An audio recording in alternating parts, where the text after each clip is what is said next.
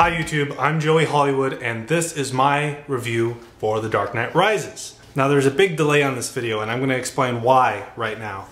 You see, I went to the midnight showing of The Dark Knight and I made a midnight showing video like I usually do when I go to a midnight showing, and I edited it before I went to sleep, and I woke up the next day and heard about the shooting in Colorado.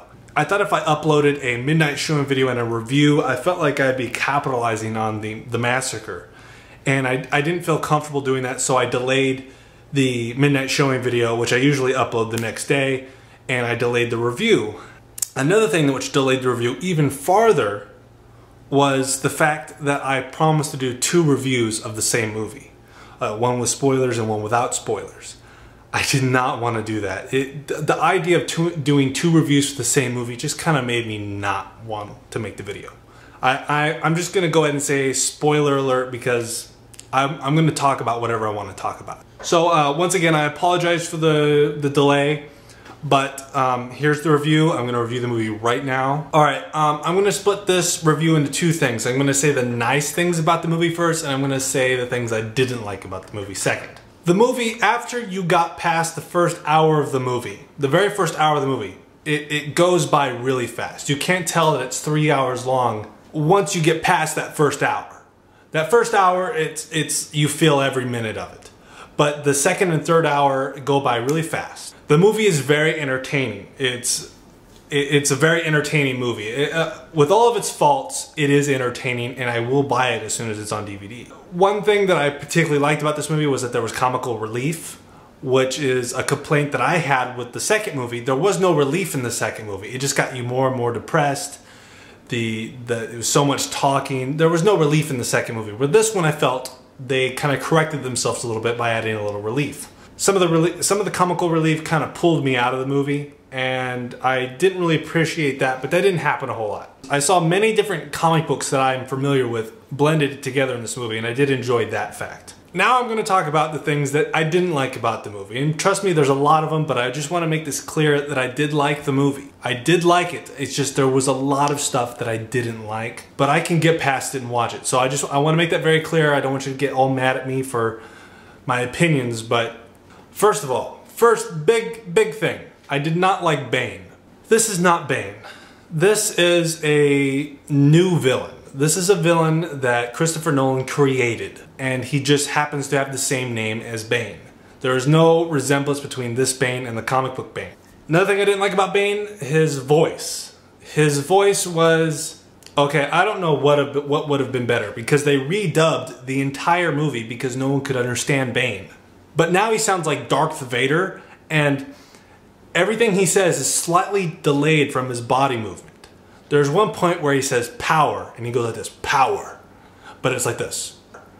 Power. I felt like I was watching kind of a Japanese movie when he talked. I don't know how this is going to play out on DVD, but in the movie theater, Bane is the loudest thing in the movie. There'll be explosions going on, people fighting, but Bane is the loudest thing in the movie. At first, when he first started talking, his voice came around the whole thing, because the way this theater system works is there's speakers on the side and there's a speaker behind the screen.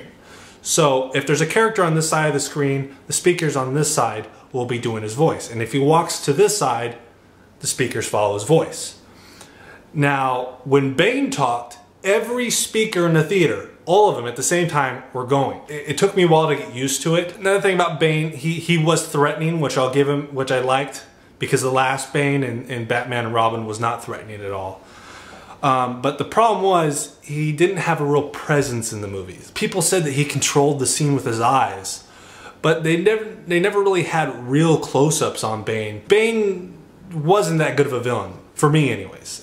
I was really disappointed with his performance, the voice, almost everything about Bane I did not like. But the way I tricked myself into liking it, because I am a Batman fan, I think of this movie as this is a different Bane. This is alternate universe Bane, where Bane is nothing like Bane. And another thing I didn't like, Catwoman. Before I walked into the theater of this movie, everyone told me Anne Hathaway was going to be a terrible Catwoman. And I walked in there and I said, I'm going to be the only man who likes this Catwoman because I look out for the underdog. I watched the movie. Anne Hathaway was a terrible Catwoman. I'm sorry. I know like people are saying, oh, she was great. It sounded like the whole movie was like she was doing an impression of Michelle Pfeiffer from the Tim Burton movie. It looked like she literally just read her lines and then acted. And what really pissed me off the most about this movie, Batman had 3 chances to get Bane before all hell broke loose.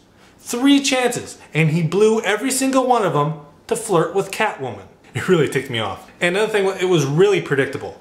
You could predict everything that happens in this movie. I don't care if you're not a movie buff, you can predict everything that happens in this movie. What else is there? Oh, suspension of disbelief. All the movies, they want to be based in reality. They're like, this is realistic Batman, this is Batman for the nowadays, realistic. Has to be realistic, you know, because, you know, having imagination's out. Well, this one breaks the whole realistic world that Christopher Nolan created with the last 2 movies. Batman has a flying tank with a helicopter blade on the bottom that breaks the laws of physics that flies around. That's just one thing of many. There's one part where Batman gets from Iraq to Gotham City in a day with no transportation and no money. And not only does he get to Gotham City, he gets inside Gotham City when not even the police can do it. And he's got a broken leg and a bad back. How did he do this? I mean, it was just like, boom, he's there, accept it. And if this was just, you know, a cartoon or perhaps a more comic book-ish Batman, I would have accepted that. But in this realistic world that Christopher Nolan has pushed, it didn't fit the movie. And that's the biggest complaint I hear from not only myself, but fans of Christopher Nolan's version of Batman.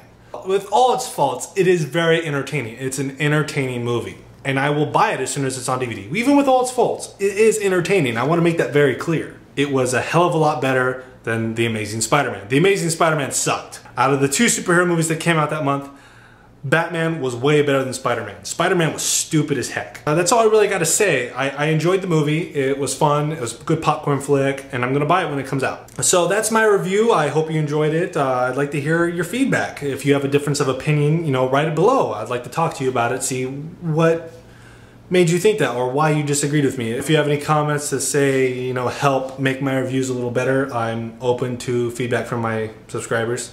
Please rate, comment, share, subscribe if you haven't already.